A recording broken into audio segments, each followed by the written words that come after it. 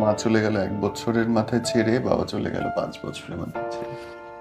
কি নিয়ে বেঁচে আছেন তাহলে? বাবা মা না থাকার যে একটা কষ্ট, এটা মানে পৃথিবীতে যাদের বাবা মা আছে তারা কোনোদিন বুঝবে না। একটা কথা আমি তাদেরকে কিভাবে বলবো, আমি তো তাদেরকে বলতে পারি না যে আমার দেখানোর মতো কেউ নাই। আমি যে আমার বাবাকে নিয়ে একটা ব্লগ করব, আমার তো বাবা নাই। আমি যে আমার মাকে নিয়ে একটা ব্লগ করবো, আমার তো মা নাই। আমি আমার বাবা মাকে নিয়ে কিভাবে ব্লগ করব?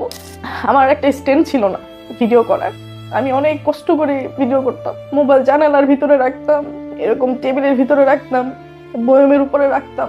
একটা মানুষ ওরকম যে থাকবে আমাকে একটু হেল্প করবে, একটা ভিডিও করবে, আমার মনটা স্যাটিসফাই করে দিবে, একটা সুন্দর ভিডিও করবে, এরকম কেউ ছিল না। মানে সবার ভিতরে একটা ইগনোর ভাব ছিল।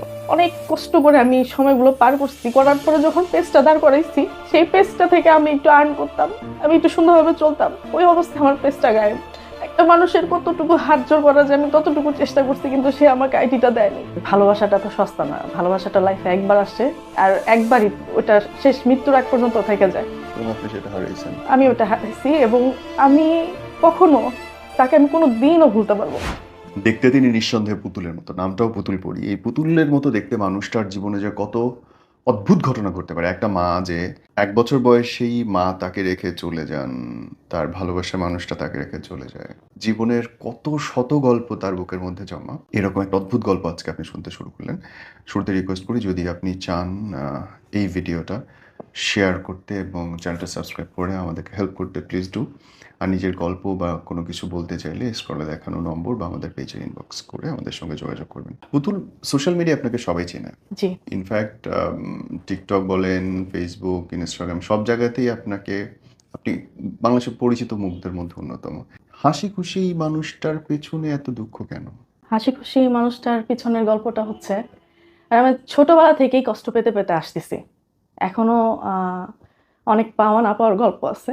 যখন মা কি জানি না, বাবা কি তাও জানি না, একেবারে একটা দুধের শিশু যাকে বলে, সেই অবস্থায় আমার বাবার সাথে আন্ডারস্ট্যান্ডিং ভালো ছিল না। অবশ্যই আমার দাদার বাড়ির সাথে তার আন্ডারস্ট্যান্ডিং ভালো ছিল না, এই কারণে সে আমাকে রেখে চলে যায়। তারপর আমি বড় হই আমার দাদার বাড়িতে, আমার চাচাদের কাছে।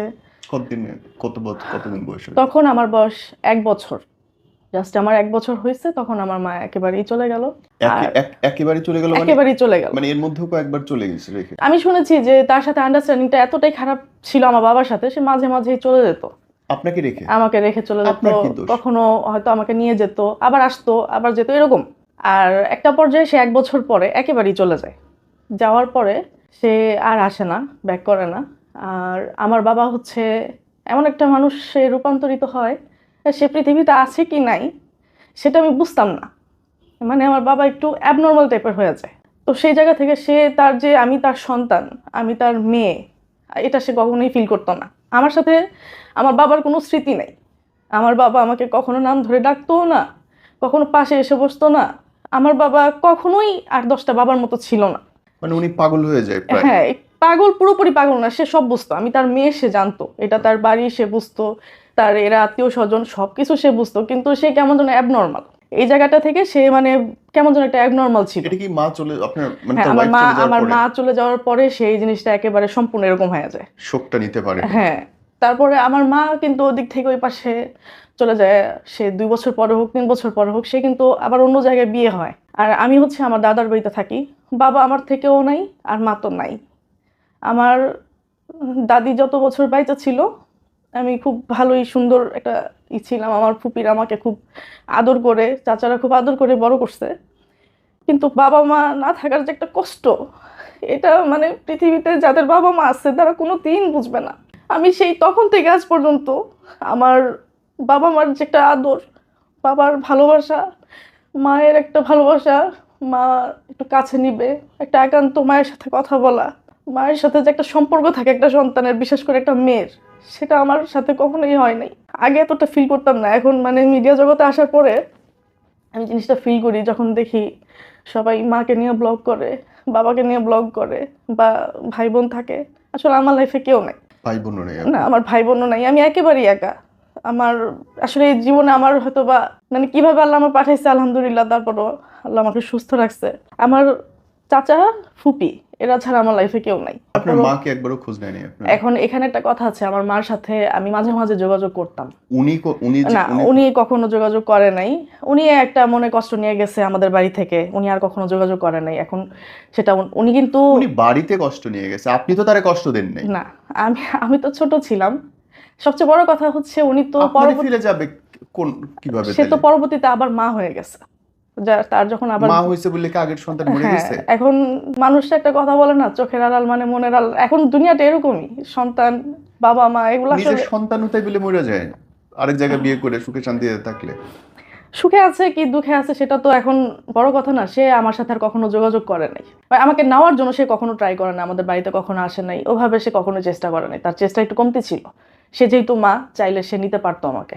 তার ওরকম একটা ইয়া ছিল, অধিকার ছিল, আমি তার সন্তান। সে ওভাবে চায়নি। সে চাইলে হয়তো বা নিতে পারতো। সে এখন তার সংসার জীবন নিয়ে সে যেমনই থাক, তার ওখানে বাচ্চা আছে। তো এরকম আর কি। আর এখন হচ্ছে আমি যে বর্তমানে টিকটকে, ফেসবুকে এসব জায়গায় আমি যে ভিডিও করি, তো এখানে অনেক ট্রলের শিকার আমি হই। আহ, অনেক ট্রল, মানে আমার কষ্টটা হচ্ছে এখানে যারা মিডিয়াতে কাজ করে, তারা প্রত্যেকে এতটাই এতটাই ভালো যে তাদের সবার ভিতরে কি আমি এতটাই খারাপ? সবার মাঝে কি আমি খারাপ? আমাকে নিয়ে এত ট্রল, বাংলাদেশে এত ট্রল, আসলে পিছনের ঘটনাটা কেউ জানে না। মানে বর্তমান অবস্থানটা দেখেই সবাই মানে কি নিয়ে বিবেচনা করে। ট্রল?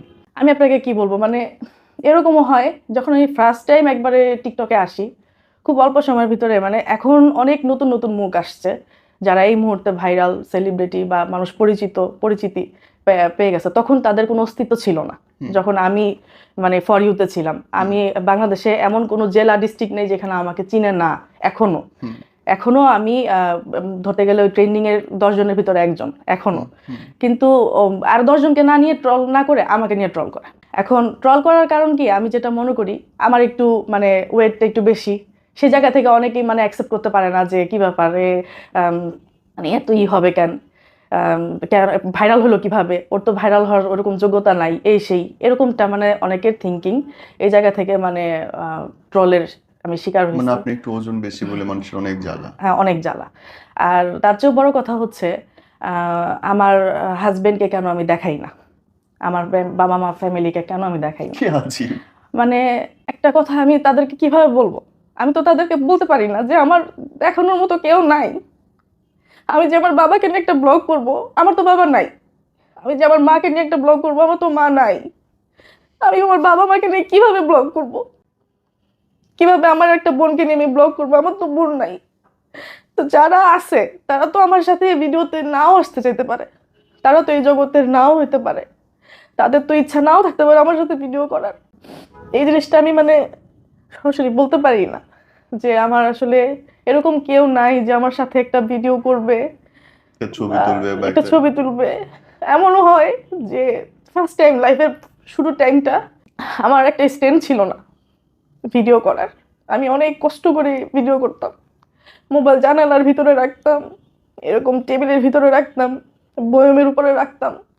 একটা মানুষ ওরকম যে থাকবে আমাকে একটু হেল্প করবে, একটা ভিডিও করবে, আমার মনটা স্যাটিসফাই করে দিবে, একটা সুন্দর ভিডিও করবে, এরকম কেউ ছিল না। মানে সবার ভিতরে একটা ইগনোর ভাব ছিল। মানে কি করো তুমি এসব, কেন করো এসব, এগুলো কি ভালো মেয়ে করে, ভালো মানুষ করে, মানে এরকম একটা চিন্তা ভাবনা সবার ভিতরে। সেই জায়গা থেকে এখানে এখন আসা। এখন তো বাংলাদেশের সবাই চিনে, একটা কথা আছে না যে মানুষ কষ্ট করলে আল্লাহ ফল অবশ্যই দিবে। আমি আমার লাইফে যখন আমি খুব ছোট ছিলাম, বাবা মা ছিল না, এরকম অনেক চাহিদা আছে যেগুলো আমার পূরণ হয়নি। অনেক চাহিদা। আমি একটা সময় ছিল আমার একটা ভালো জুতা ছিল না, আমার একটা ভালো জুতা ছিল না। একটা বান্ধবীর জন্মদিন ছিল, ভাইয়া ওর আমার সাথে পড়াশোনা করতো, তো ওর জন্মদিনে দাওয়াত ছিল। আমি ওর জন্মদিনে যাওয়ার জন্য একটা ড্রেস ছিল না আমার। আমার একটা পায়জামা ছিল, সেটা ছিঁড়া ছিল। সেই পায়জামাটা, সেই ড্রেসটা আমি পরে যেয়ে আমি যে একটু আনন্দ করব সেটাও করতে পারতেছিলাম না, কারণ আমি একটা মেয়ে। তখন আমি ক্লাস 7-এ পড়ি। তো আমি একটু নড়লে যদি পায়জামায় কোনো দিক থেকে কিছু দেখা যায়, আমি একটু ঘুরে বসলে যদি একটু দেখা যায় ওরা একটু আনন্দ করতেছে, আমি একটু বাঁকাতারা হইলাম, আমার কিছু একটা যদি দেখে ফেলে কেউ, আমি এই ভয়ে ওই বান্ধবীর জন্মদিনটা অনেক কষ্ট করে পার করে আসছিলাম। আমার একটা স্যান্ডেল ছিল না, একটা ভালো পোশাক ছিল না ভাইয়া। সেই জায়গা থেকে মানে আজকে আমি এখানে আসছি। আর একটা কথা আছে যে উঠে আসার জন্য একটা হাতের প্রয়োজন। আমি কখনো একটা হাত পাই নাই, এখন পর্যন্ত না। আমার সম্পূর্ণ লাইফের জার্নিটা একা একা। আমার ফ্যামিলি থেকে আমাকে যতটুকু বড় করে দিছে আমার চাচারা ফুপিরা, তারপর থেকে আমি সম্পূর্ণই আমার মতো করেই তো এই চলতেছি। একাকিত্বের লাইফে তো আপনার জীবনে মানুষও আসে একজন এবং প্রতারণার শিকার হন আপনি। হ্যাঁ, আমি প্রতারণার শিকার হই। সেটা তো আরো ভয়ঙ্কর। ওটা হচ্ছে এরকম, তখন আমি একেবারেই বয়স কম, আমি ক্লাস 9-এ পড়ি। 9-এ উঠেছি মাত্র, আমি বই পেয়েছিলাম তখন। 9-এ উঠে জাস্ট জানুয়ারি মাসে বইটা নিলাম। ওরকম সময়ে একজনের সাথে আমার সম্পর্ক হয়। হওয়ার পরে আহ, আসলে তখন ভালোবাসা কি আমি বুঝতাম না, ভালোবাসা জিনিসটা বুঝতাম না। তারপর তার সাথে কথা বলতে বলতে কেমন যেন একটা আমি মোহতে পড়ে যাই। হুম, মোহতে পড়ে যাওয়ার পরে কোথায়? এটা হচ্ছে আমাদের এলাকাতেই স্কুল। সে ওখানে ভাড়া থাকতো। আচ্ছা। সে কখনো মানে প্রকাশ করতো না যে সে এখানকার ভাড়াইটিয়া। আপনি কি টিকটকে কথা বলতেন নাকি না এতে ভাইয়া, এটা অনেক আগের ঘটনা রিয়েল তখন। লাইফে? হ্যাঁ, রিয়েল লাইফে। টিকটক ছিল না তখন, একেবারেই অনেক আগের ঘটনা তখন। সেই ছেলেটা আমার সাথে এরকম সম্পর্ক জড়াতে চায়। তখন আমি আসলে প্রেম ভালোবাসা বুঝতাম না। তারপরে একটা বয়স পর্যায়ে, কত তখন আপনার? তখন আমার বয়স, আমি ক্লাস 9-এ উঠছি, ও, 14, 14। 14 কি একদম 15 হবে এরকম। শিশু। হ্যাঁ, তখন ওই ছেলেটা আমার সাথে এরকম সম্পর্ক জড়াতে চায়। আমি আসলে ওখানে কোনোভাবেই মানে প্রস্তুত ছিলাম না, মানে বুঝতাম না, আমি ভালোবাসা বুঝতাম না তখন। তারপরে একটা সময় ওর সাথে কথা বলতে বলতে বলতে বলতে একটা সম্পর্কে আমি জড়ায় যাই। সম্পর্কে জড়ায় যাওয়ার পরে ও আমাকে সবসময় আমার সাথে কথা বলে, আমার সাথে হুম, হুম। দেখা করে। স্কুল মিস দিতাম, আচ্ছা। পড়াশোনা থেকে অনেক পিছিয়ে গেলাম। এমনি তো পড়াশোনাটা একটু, আমার ব্রেন একটু খারাপ ছিল, অতটা ভালো ছিল না। তারপরেও মানে যতটুকু ছিলাম, মানে ওর পাল্লায় পরে একেবারেই আমি এলোমেলো হয়ে গেলাম। হওয়ার হুম। পর এক পর্যায়ে ও আমাকে অফার করে, তুমি বের হয়ে আসো, পালায় বিয়ে করি। তখন কিন্তু আমার বয়স একেবারেই কম। তো পালায় বিয়ে করি যখন বলছে, ওইটা তো আমার পক্ষে একেবারেই সম্ভব না, ওইটা আমি হুম, জীবনও পারবো না, ওইটা হুম। আমি বিশ্বাসই করি না যে বিয়ে আবার কি। তো এমন অবস্থায় সে এমন ভাবে আমাকে মানে শুরু করে আমার বান্ধবীদের দ্বারা, নিজে রাস্তাঘাটে মানে হাত কেটে ফেলে, তারপর হচ্ছে মরে যাবে, বিভিন্ন ধরনের হুমকি আমাকে দেয়। দেওয়ার পরে এক পর্যায়ে আমার কাছে মনে হয় যে ও তো এরকম করতে করতে এক সময় হয়তো বা মারা যাবে, আমি তাহলে ওর সাথে চলে যাই। এরকম একটা পর্যায়ে হ্যাঁ, ওই চলে আসে। বয়সে মানুষ অনেক হ্যাঁ, ভুল করে। এরকম একটা পর্যায়ে চলে আসে। তারপর একবার হচ্ছে এরকম একটা ডিসিশন নিই যে আমি ওর সাথে পালায়া যাব। হুম। তো এরকম পালায়া যাব ডিসিশন হওয়ার পরে ও একদিন হঠাৎ করে দেখি যে, জানতে পারি ও আমার সাথে টাইম পাস করতেছে। হ্যাঁ। ও আমার সাথে টাইম পাস করতেছে, ও আরেক জায়গায় রিয়েল লাভ। এবং সে, ওই মেয়েটা হচ্ছে ওর সমবয়সী। আর আমি কিন্তু ক্লাস 9-এ পড়ি। হুম। এরকম একটা আর কি অবস্থা। তখন আমি আমি জানি না, তখন আমি এমন কান্না কাঁদছি যে আমি হয়তোবা, এমনও সময় গেছে যে আমি মানে 2-3 মাস ঘুমাইতে পারি নাই, খাইতে পারি নাই। মানে ভালোবাসার মানুষকে পেয়ে হারানোর মতো কষ্ট পৃথিবীতে আর কিছু নাই। সেই মানুষটা আপনার সাথে থাকবে, সম্পর্ক হলো, আপনার বিয়ে করবেন, ভালোবাসার মানুষটার সাথে সারা জীবন থাকবেন, ওরকম একটা অবস্থান থেকে সে মানুষটা যখন মানে বের হয়ে আসে যে আরেকজনের সাথে সম্পর্ক, এবং সে আপনাকে সম্পূর্ণ ইগনোর করে দেয়, এটা কিন্তু মেনে নেওয়া যায় না। আর এমন একটা সিচুয়েশন ছিল যে আমি একেবারে ছোট ছিলাম যে আমি একটা ডিসিশন নিব, তাকে একটা হুমকি দিব। খুব ইনভলভ হয়ে গেছিলেন আপনি আমি ওর সাথে। অনেক ইনভলভ হয়ে গেছিলাম যে, আমি বিশ্বাস করবেন না ভাইয়া, মানে আমি তো এখন সংসার করতেছি, আমি যার সাথে সংসার করতেছি আমি তাকেও ভালোবাসি না। আমার, যাকে আমি ভালোবেসেছিলাম তার স্থানটা আমি কখনোই কাউকে দিতে পারবো না। আপনার হাসব্যান্ড জানেন ওনার কথা? জানে, ও জানে। ও এটাও জানে যে আমি ওকে ভালোবাসি না, কিন্তু হ্যাঁ আমি ওকে রেসপেক্ট করি। আমার হাজবেন্ড, আমার সাথে সংসার, আমি চাচ্ছি যে আমার সংসারটা সারা জীবন সুন্দরভাবে পার হয়ে যাক, কিন্তু আমি ওকে ভালোবাসি না। আমার ও মাই গড। হাজবেন্ডের সাথে আমার সম্পর্ক, আমার বিয়ে হয়েছে, সবকিছু ঠিক আছে। এবং এখানে যে একটা হাজবেন্ডের সাথে যে একটা মানে থাকে না একবার, মানে আমার হাজবেন্ডের জন্য আমি পাগল, ও ছাড়া আমি বাঁচবো না, এরকমটা আমার ক্ষেত্রে না। আমার সাথে ওর সম্পর্ক, আমরা হাজবেন্ড ওয়াইফ, আমি সারা জীবন সংসার করবো, আল্লাহ যদি আমাকে বাঁচায় রাখে, সংসার আল্লাহ সুন্দর করুক, কিন্তু আমি ওকে ভালোবাসতে পারবো না। ও মাই গড, আপনার হাসব্যান্ড এটা জানে? হ্যাঁ জানে, বুঝে। আমি তো আসলে প্রকাশ করার কিছু নাই, বুঝতে পারে যে আমি বলিও মাঝে মাঝে আমি তোমাকে ভালোবাসি না। আর ভালোবাসাটা তো সস্তা না, ভালোবাসাটা লাইফে একবার আসে, আর একবারই ওটা শেষ, মৃত্যুর আগ পর্যন্ত থেকে যায়। এবং আপনি সেটা হারিয়েছেন। আমি ওটা হারাইছি এবং আমি কখনো তাকে আমি কোনো দিনও ভুলতে পারবো না। আমার মৃত্যুর আগ পর্যন্ত আমি তাকে মনে রাখবো। আমার আমি সে আমাকে হয়তো বা মনেও করে না ভাইয়া, ও বিবাহিত এখন বর্তমানে, ওর 2টা মেয়ে আছে আমি জানি, এবং কেউ অনেক ভালো আছে ওর পার্সোনাল লাইফে। আমি ভালো আছি, আমার জীবন নিয়ে সুখে আছি, কিন্তু ওকে আমি ভুলতে পারি না। আপনাদের কি শুধু কথা হইতো না আরো বেশি কিছু না, ছিল? আমাদের শুধু কথা হইতো, দেখা হইতো, এর থেকে বেশি কিছু তখনকার সময় ছিল না। ভালোবাসাটা পবিত্র ছিল। তাইলে এত এফেকশন কেন? আমি তাকে আমার লাইফের ফার্স্ট ভালোবাসা, আমার জীবনের প্রথম ভালোবাসা, এবং আমি অনেক ট্রাই করছি যে আমি কারোর সাথে জড়াবো, আমার হয় না।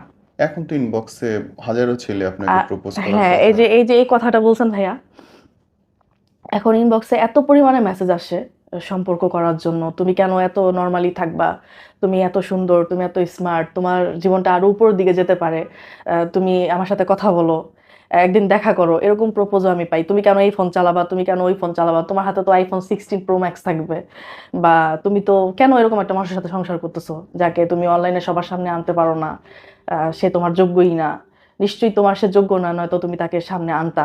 ঠিক আছে, তারপরে তুমি এই লাইফ থেকে এখন বের হয়ে আরো ভালো, আরো মানে মানে একটা কথা বলে, মানে এমন ভাবে বলে যে অনেক সময় অনেক মেয়েরা ওই লাইফে চলে যেতে চাবে। যখন আপনাকে কথাটা আমাকে বলতেছে যে তুমি তো চাইলে আরো হাইফাই লাইফ লিড করতে পারো। কেমন ভাইয়া, কেন? হ্যাঁ, তুমি তো চাইলে এরকম করতে পারো। তো দেখা গেছে যে আমি কথাটা আর আগাই না। ওর কথাটা আগাইলে সে এমন একটা কথা বলবে, আমি কিন্তু আমার সম্মানটা ফিরে পাবো না।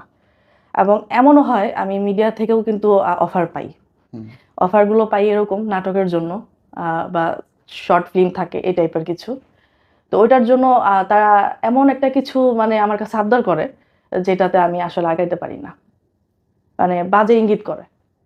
দেখা গেছে আমি যদি সেই জিনিসটাতে রাজি হই, হয়তো বা আমি একটা নাটক করতে পারবো, হয়তো আমি একটা শর্ট ফিল্ম করতে পারবো, বা আমার ক্যারিয়ারটা আরো উপরে উঠবে, এরকম একটা অবস্থা এখন বর্তমানে। টিকটকের ভেতরেও তো অনেক পলিটিক্স হয়। হ্যাঁ, অনেক পলিটিক্স হয় ভাইয়া। আমার হচ্ছে, আমি বললাম না যে যখন আমি এই লাইনে আসি, তখন অনেক, এখন যারা নতুন ফেস তারা ছিলই না, তাদের কোনো অস্তিত্ব ছিল না। তখন আমার 1.4 মিলিয়নের একটা ফলোয়ারের আইডি টিকটকে, আমার একটু প্রবলেম হয়। তো তখন আমি আসলে ব্যাপারটা বুঝতে পারতেছিলাম না একা একা। তো এই কারণে আমি একজনের সহায়তা নিতে চাই, যে কিনা খুব পরিচিত। আমি কিন্তু তার কথা বললে সবাই এখন চিনবে, তবে আমি তাকে নামটা তাকে বলবো না। সে হচ্ছে আমাকে এমন একটা অফার করে, সে একটা বাজে অফার করে, বলতেছে তোমার কোনো টাকা লাগবে না, আমি তোমার টিকটক ব্যাক করে দিতেছি। তাইলে কি তুমি কি তুমি আমার সাথে একটু ভিডিও কলে কথা বলো। ভিডিও কলে কথা বললে অসুবিধা নেই। এখানে অন্য ধরনের একটা ইঙ্গিত সে আমাকে আরেকটু গভীরভাবে দিছে, যেটা আমি বলতে পারতেছি না আর কি। হ্যাঁ। সে আমাকে বলতেছে তুমি আমার সাথে ভিডিও কলে একবার কথা বলো, আমি তোমার টিকটক আইডি ব্যাক করে দেবে 1 সপ্তাহের ভিতরে, তোমার কোনো সমস্যা নেই। আর এটা আমি প্রাইভেসি মেনটেন করবো, সমস্যা নেই, কোনো কিচ্ছু হবে না, কেউ জানবে না। হুম। তখন আমি তো ভাইয়া, এখন 1.4 মিলিয়নের একটা আইডি, আমার তো ভিতরে একটা ছটফট করতেছে যে হায় আল্লাহ, আমার আইডিটা, এত বড় আইডিটা, একটা আইডি দাঁড় করাতে যে কতটুকু নিচে নামতে হয়, কতটুকু কষ্ট করতে হয়, এটা কিন্তু আমি জানি। হুম। তখন এই অফারটা পেয়ে আমি কিন্তু চুপ হয়ে যাই। তারপরে আমি আরেকজনের কাছে যাই, যে না, এর সাথে তো আমার ভিডিও কলে কথা বলতে হবে, সে একটা খারাপ কিছু আমাকে ইঙ্গিত করবে, সে একটা খারাপ কথা বলবে, সে আমাকে একটা কিছু মানে এমন একটা কথা বলবে যে এটা একটু করো, এটা একটু করো, সেই করো, এটা তো আমার পক্ষে সম্ভব না। তো ওনার কাছ থেকে বাদ দিয়ে আমি আরেকজনের কাছে যাই, যে সে বলে আচ্ছা ঠিক আছে করে দিবা, এত টাকা দিতে হবে। সে আমি রাজিও হইলাম। রাজি হওয়ার পরে সে আমাকে আইডিটা পাসওয়ার্ড নিয়ে আমাকে আর আইডিটাই দিল না। হ্যাঁ, সিরিয়াসলি? হ্যাঁ, 1.4 মিলিয়নের আইডি একটা টিকটকে, তখন মানে আরো 3 বছর আগে, যখন কেউ বাংলাদেশে আমার মতো ফেমাসিটি ছিল না। এখন যারা নতুন আসছে তাদের তখন কোনো সিন ছিল না বাংলাদেশে। তখন আমি একা ফর ইউতে খালি ঘুরতাম, একা। হ্যাঁ, শামিমা অমি যে আছে উনি ছিল আপু, তবে এরকম আরো কিছু কিছু আপু আছে যারা কিনা ছিল। হুম। এছাড়া মেয়েদের ভিতরে আমার মনে হচ্ছে যে 10 জনের ভিতরে আমি একজন ছিলাম তখন। হুম। তখন ওই অবস্থায় আমার আইডিটা আর দেয় না আমাকে। মাই গড। তারপর? এরপর আমি এত ট্রাই করি তার সাথে, এবং আমি আপনাকে কি বলবো ভাইয়া, ওই যে উপরে উঠে আসার জন্য যে একটা হাত লাগে, ওই হাতটাই তো আমার ছিল না। আমি যে তাকে একটু ধরবো ওরকম পরিচিত আমার কেউ ছিল না। হুম। আমি যে তার সাথে যে মানে একটা সিরিয়াস একটা মোমেন্টে যাবো যে আমার এটা দিবি, না দিলে তোর এই হবে সেই হবে, বা ভাইয়া এটা দেন, ওরকম কোনো সিচুয়েশন ছিল না তার সাথে কথা বলার, যোগাযোগ করার। ওই আইডিটা আমার ওখান থেকেই হারায় গেল। Then? দেন আমি একটা ফেসবুকে অ্যাকাউন্ট খুলি, ফেসবুক পেজ। ওইখানে আমার আল্লাহর রহমতে ভালো একটা ফলোয়ার, মানে আরও মোটামুটি বছর দেড়েক আগের ঘটনা, 1.5 বছর আগে সেই আইডিটার ভিতরে আমার ফলোয়ার ছিল 5 লাখ একটা ফেসবুক পেজে। 5 লাখ ফলোয়ারে তখন আমি খুব সুন্দর কাজ করতেছি, তো কিছু কিছু ইস্যু টিস্যু থাকে যেটা তখন একবার আমি অনেক কিছুই বুঝতাম না। তো ওইটার জন্য আমি খুব ফেমাস একজন মানুষের কাছে যাই, যাওয়ার পরে সেই ভাইয়াটা আমার আইডিটা অ্যাক্সেসে আসে, আসার কিছুদিন পরে আর আমি আইডিটা পাই না, আমার ফোন থেকে গায়েব। তো এমনও সময় গেছে যে আমি 2 দিন 3 দিন খাইতে পারিনি একটা পেজের জন্য, কারণ 5 লাখের একটা ID is not a joke. হ্যাঁ, আমি ওখান থেকে কিছু আর্ন করি, সেই আর্ন দিয়ে কিন্তু আমার লাইফটা আমি চালাই, আমার ফ্যামিলিটা, আমার সংসারটা আমি চালাই।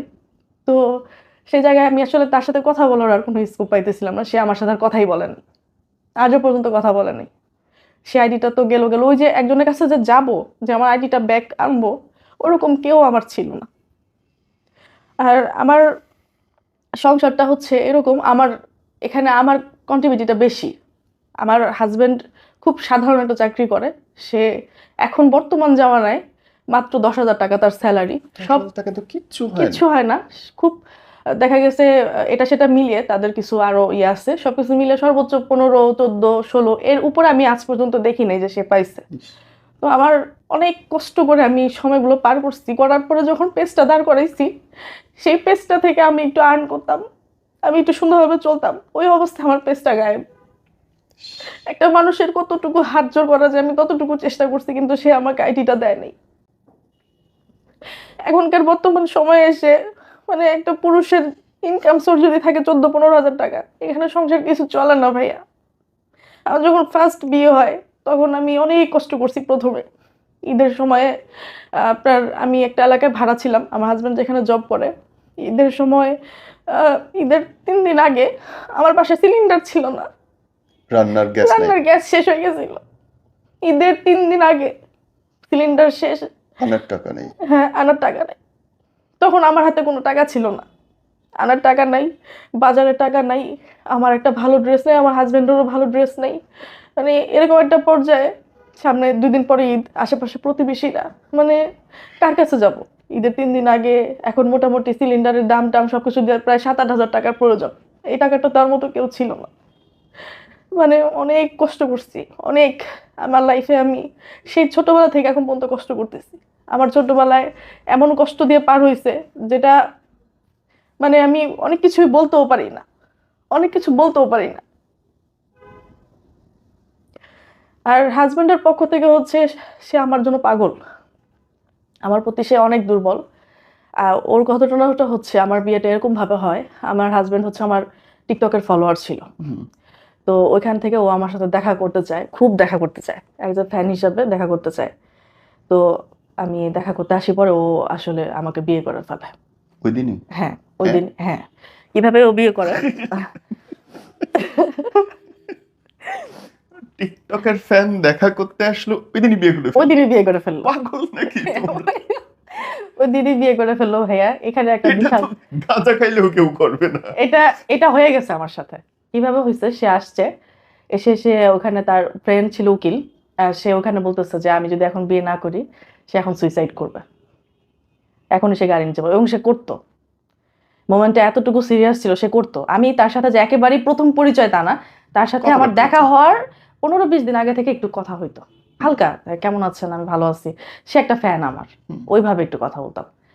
তো দেখা করতে এসে ভাইয়া ও বলতেছে আমি এখন গাড়ির নিচে পড়বো, আমি মরে যাবো, এই হবে সেই হবে, আমি বাঁচবো না না পাইলে। এবং ওর ফ্রেন্ড যেটা, ওই ফ্রেন্ডটা হচ্ছে উকিল, সে উকিল সাহেব আবার বলতেছে যে আপু আপনি যদি চলে যান, একটা কিছু করে ফেললে আপনিও ফাঁসবেন আমিও ফাঁসবো।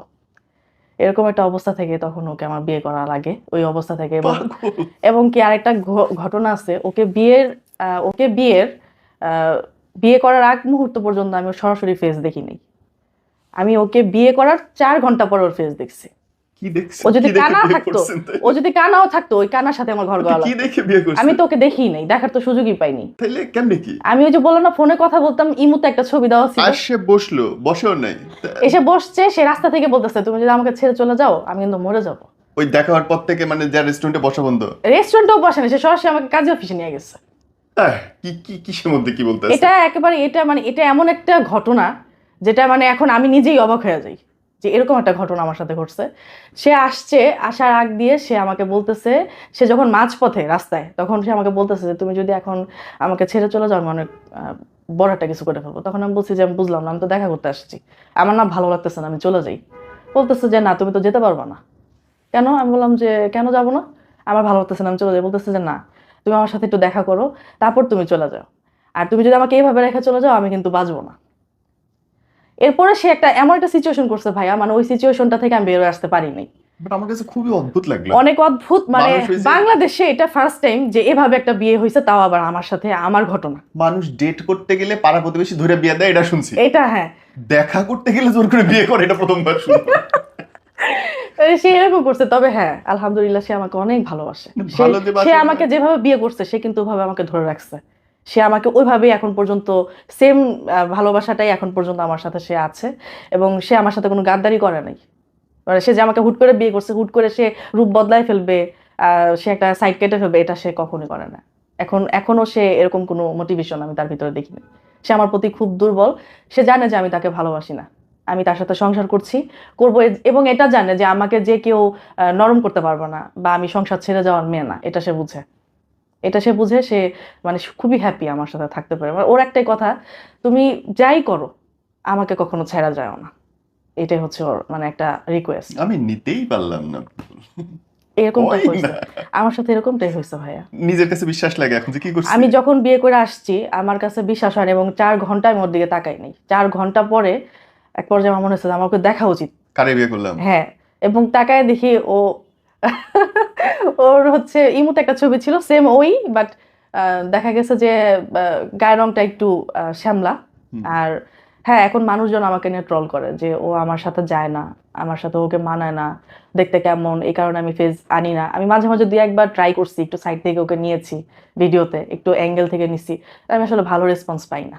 দেখা গেছে যে ওকে অপমান করে কথা বলে, এই কারণে আমি আসলে ওকে সামনে আনি না। আর আমি চাই না আমার ফ্যামিলির কেউ আসুক ক্যামেরার সামনে, এরকম আর কি। আচ্ছা, এটা নিয়ে আপনাকে সবচেয়ে বেশি কথা শুনতে হয়? হ্যাঁ, এটা নিয়ে আমি এমন ভাবে শুনছি বিগত বছর খানিক আমি শুনছি যে কি বিয়ে করছো, চেহারাই তো মানে 80 বছরের বুড়া, চুলগুলা পাকা। হরমোনালি প্রবলেমের থেকে কিন্তু অনেকের চুল পেকে যায়, তো ওর এই সাইডের চুলগুলো হালকা পাকা আছে, এই কারণে আমার অনেক কথা শোনা লাগছে। গায়ের রং নিয়ে কথা শুনছি, হাইট নিয়ে, মানে যেখানে আমি ভাড়া থাকছি সে এলাকার অনেকে আমাকে বলছে তোমার হাজবেন্ড তো তোমার থেকে অনেক খাটো, তোমার। সবার অসুবিধা কেন আপনার এ নিয়ে? সবার অসুবিধা, সেই ছোটবেলা থেকে সবারই অসুবিধা আমাকে নিয়ে। মানে আমাকে কেন যেন মানুষ অ্যাকসেপ্ট করতে পারে না, এটার আমি আমি মনে করি আমার বাবা মা নাই এই কারণে, আমার বাবা মা নাই এই কারণে। আর আমার মা যখন চলে যায়, আমার বাবাকে কিন্তু আমি খুব বেশি দিন পাইনি। আমি যখন ক্লাস 5-এ পড়ি তখন আমার বাবা কিন্তু মারা যান। আমি যখন ক্লাস 5-এর বার্ষিক পরীক্ষা দিব, হুম। আমার বার্ষিক পরীক্ষা চলাকালীন অবস্থায় আমার বাবা মারা গেছে। তো আমি কিন্তু বাবাকে খুব শর্ট টাইম পাইছি, আমার বাবাকে আমি পাইই নাই। মা চলে গেল 1 বছরের মাথায় ছেড়ে, বাবা চলে গেল 5 বছরের মাথায় ছেড়ে। কি নিয়ে বেঁচে আছেন তাহলে? আমি বললাম না যে আমার শূন্য একটা জীবন, আমার জীবনে কেউ নাই, একেবারেই একা। এবং আমার একটা আতঙ্ক কাজ করে ভাইয়া, যে মানুষ একটু বয়স হয়ে মারা যায় না, যে বিছানায় পড়ে থাকে, প্রস্রাব পায়খানা বিছানায় করে। আমি সবসময় আল্লাহর কাছে বলি যে আল্লাহ ওরকম বয়সটা যেন আমি না পাই, আমি যেন এর আগেই দুনিয়া থেকে চলে যাই, যে আমি বিছানায় পড়ে থাকবো, আমাকে দেখার মতো কেউ থাকবে না, এই দিনটা যেন আমি না দেখি। কারণ মানুষ তো এরকম পর্যায়ে বাবা মা কি দেখে না, আর আমাকে কে দেখবে? তো আমি সবসময় বলি আল্লাহর কাছে যে আল্লাহ আমাকে আপনি এতটা হায়াত দিয়েন না, আমি যেন খুব অল্প বয়সে মারা যাই, আর আমি যেন কারো ঘাড়ের বোঝা না হই। কখনো খাবারের কষ্ট করতে হয়েছে পুতুল? করছি, আমি খাবারের কষ্ট অনেক করছি, আমি ছোটবেলাও খাবারের কষ্ট করছি। অনেক সময় অনেক কিছু খেতে ইচ্ছা করতো, খেতে পারতাম না। আর বাবা মা না থাকলে খাবারের কষ্ট সবাই করে। আমি অনেক সময় স্কুল থেকে আসতাম, তখন একটা টিনেজ বয়স, 8-এ 7-এ। তো সকালবেলা 8টা 9টায় যাইতাম, বিকাল 4টার দিকে আসতাম, হাইটা হাইটা যাইতাম, হাইটা আসতাম। আসার পরে না এত খিদা থাকতো, অনেক সময় আমি খেতে পারতাম না। আর এত দেখা গেছে মাঝে মাঝে এত কম ভাত থাকতো, ওই ভাতে আমার পেট ভরতো না, তখন আমার আরো ভাত খেতে ইচ্ছে করতো। কিন্তু আমি ভাতের কষ্ট অনেক করছি জীবনে। এমনও সময় ছিল যে আমি স্কুলে হাইটা যেতাম, আমার রিক্সা ভাড়া ছিল না। টিফিন টাইমে সবাই খাবার খাইতো, আমার কাছে টাকা ছিল না, আমি না খেয়ে থাকতাম। আমার একটা বান্ধবী ছিল আমার এলাকায়, ও কিছুটা বুঝতো, তো ও আমাকে বলতো তুমি আমাদের সাথে যাও। ও রিক্সায় যাইতো, তো আমি ওদের সাথে রিক্সায় যেতাম। তো ওরা দুইজনে মিলে রিক্সা ভাড়া দিত, আর আমার তো টাকা নাই। তো আমি সবসময় রিক্সার উপর উঠতাম, রিক্সার উপরে পিছনে বসে আমি যাইতাম।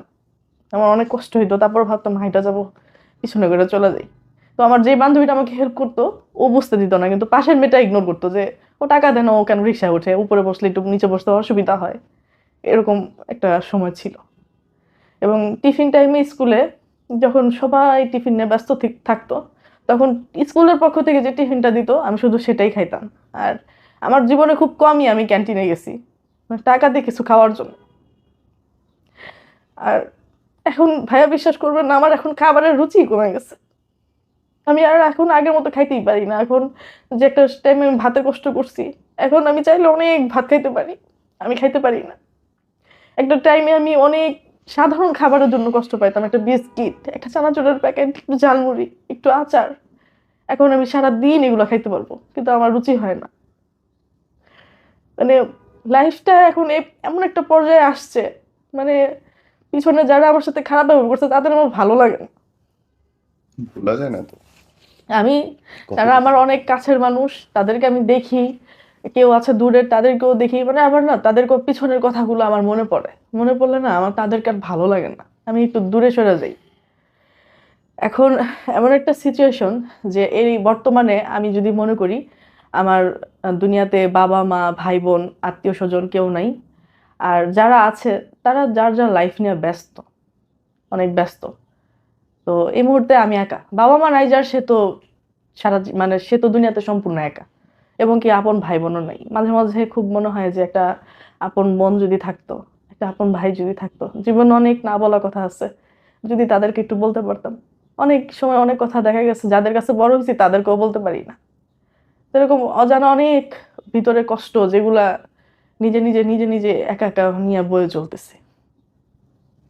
তাহলে এই যে টিকটক থেকে কি বা ফেসবুক থেকে যে ইনকাম হয় তা দিয়ে কি চলে সংসার তোমার?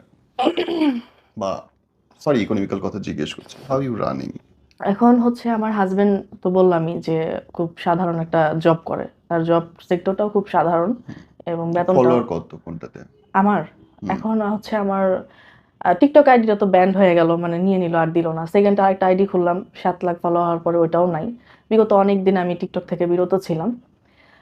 এখন আবার টিকটকে যে অ্যাকাউন্টটা আছে এটা হচ্ছে প্রায় 3 লাখের কাছাকাছি এখন, মানে এটা জাস্ট আমি 2 মাস ধরে খুলছি, 2 আড়াই মাস ধরে। আর ফেসবুকে হচ্ছে এখন 1.5 লাখের একটা আইডি আছে, ওইটা চালাই। এবং আরেকটা আইডি আছে হচ্ছে 55-60 হাজারের ফলোয়ার, এরকম আর কি চলতেছে। না, তোমার তো সবই নিয়ে নিছে অ্যাকচুয়ালি। আমার সব শেষ, এখন আবার মিলিয়ন। নতুন করে আমি শুরু করতেছি, এরকম আর কি। টিকটক থেকে বন্ধু হয়? না, সোশ্যাল মিডিয়ার কেউ বন্ধু হয়? না, কেউ ভালো চায় না, কেউ ভালো চায় না, বন্ধু তো হয় না, এবং কেউ ভালোই চায় না। যখন আপনি তার সাথে যোগাযোগ করার চেষ্টা করবেন, যদি দেখে যে আপনার গ্রোটা একটু বেশি তার থেকে, আপনাকে মানে সে ইগনোর করবে, একটা সলিউশন দিবে না, একটা বুদ্ধি দিবে না, একটা কিছু আপনি জানতে চাইতে পারেন, দিবে না। টিকটকে হচ্ছে বন্ধু হয় না আমি মনে করি। আর ফেসবুকেও সেম। একটা কথা বলছিল যে কতটা নিচে নামতে হয়, কতটা পরিশ্রম করতে হয় একটা আইডি উঠাতে, এই লাইনটা একটু ব্যাখ্যা করো তো। এটা হচ্ছে এখন অনেক সময় কিছু কিছু ভিডিও থাকে না যে করতে মন চায় না, তারপরও করা লাগে একটু ফর ইউতে যদি যায়, যে এটা জোকিং পার্ট, এটা আমার সাথে যায় না, এটা ফালতু একটা ডায়লগ, যেটা আমার ভালো লাগে না, পার্সোনাল লাইফে ভালো লাগে না, ওইটার সাথে করলে দেখা যাচ্ছে ওইটা বেশি ভিউ হয়। হুম। কিন্তু একটা সুন্দর একটা কথা, সুন্দর একটা ব্যাখ্যা, ওইগুলো পছন্দ করে না। এবং কিছু কিছু সময় নাচানাচি লাফালাফি এত পছন্দ করে, একটা সুন্দর একটা আভিজাত্যপূর্ণ একটা ভিডিও ওইটা সিন করে না। হ্যাঁ, টিকটকের ফর্মুলা আমিও বুঝি না যে যত ভালো জিনিস দেয় তত কম ভিউ হয়, হুম। যত ফালতু জিনিস দেয় তত বেশি তত ভিউ। বেশি ভিউ হয়, এটা এখন ফেসবুকেও এরকম। এই ফেসবুকের ক্ষেত্রেও এরকম হয়ে গেছে আস্তে আস্তে, যে ভালো কোনো কিছু দেখে না। আজে বাজে বা নাচানাচি, গান, ফান, এই অযথা অপ্রাসঙ্গিক কথাবার্তা, মানে যা ইচ্ছা তাই, ওটা আপনার এত মনোযোগ দিয়ে দেখবে, এত ভিউ হবে। আর যেটা একটু সুন্দর সামাজিক, একটা সুন্দর ব্লগ, একটা রান্নার ব্লগ, ওইটা যতটুকু না ভিউ হয়, এটা ফালতু একটা কথা নিয়ে, একটা টপিক নিয়ে কথা বলে তার চেয়ে বেশি ভিউ হয়। অদ্ভুত, অদ্ভুত।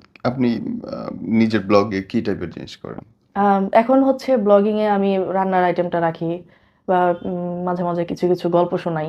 দেখা গেছে একটা রান্না করতেছি, পাশাপাশি একটা গল্প বলতেছি, ভয়েসটা থাকে একটা গল্প, একটা রান্নার ভিডিও, বা একটা কোথাও বেড়াতে গেছি, একটা ট্যুর, বাবার বাড়িতে আসছি, শ্বশুর বাড়িতে গেছি, নানার বাড়িতে আসছি, এই টাইপের ব্লগিংগুলো করি এখন। ওকে বোন, থ্যাংক ইউ।